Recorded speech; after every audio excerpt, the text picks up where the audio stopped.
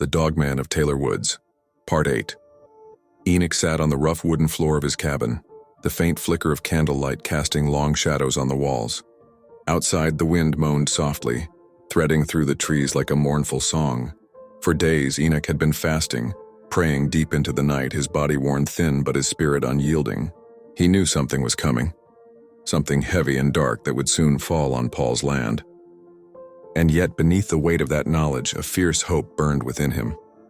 As the clock struck midnight, the room grew still, almost sacred in its silence. Then deep within Enoch's heart, a voice as calm and powerful as the wind spoke. Enoch, listen closely. I will allow the creatures to push their limits against Paul.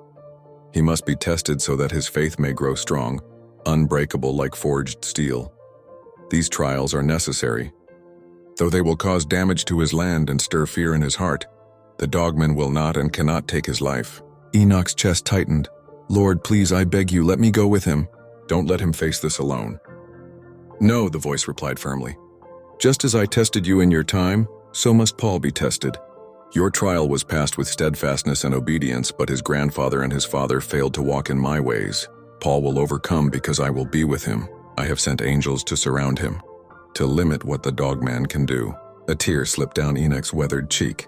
The thought of Paul walking into danger alone was almost unbearable.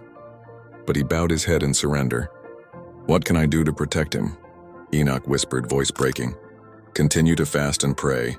Cover Paul in prayer and faith. Nothing more is required, trust in me. I see the unseen, hear the unheard, and hold the keys to every life. Enoch closed his eyes, feeling peace settle over his soul. He bowed low, renewing his commitment to the spiritual battle ahead. Meanwhile, outside Paul's home, the night thickened like ink. The stars were swallowed by heavy clouds, the moon hiding behind a veil of darkness. From the depths of the forest, movement stirred.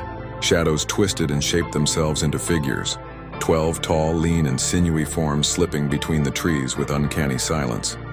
Their amber eyes burned bright, reflecting a cold, ancient hunger. The Dogman pack had come. They circled Paul's property, their presence a warning and a threat. Their growls and snarls were muted but laced with fierce intent. The Alpha, taller and more muscular than the rest, led the pack with calculating intelligence. Paul, unaware of the danger gathering just beyond his porch light, sat at the edge of his window, clutching his rifle. His heart raced with both dread and determination. His mind raced back to Enoch's words, the prayers, the promises of God's protection.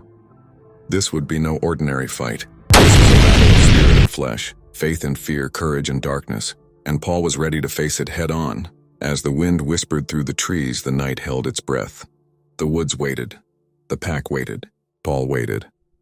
And above it all, unseen but powerful, angels stood guard, holding back the shadows and ensuring that no harm beyond God's will would come to the man of Taylor Woods. Like and subscribe for Part 9, When the Shadows Attack and Faith is Tested in Fire.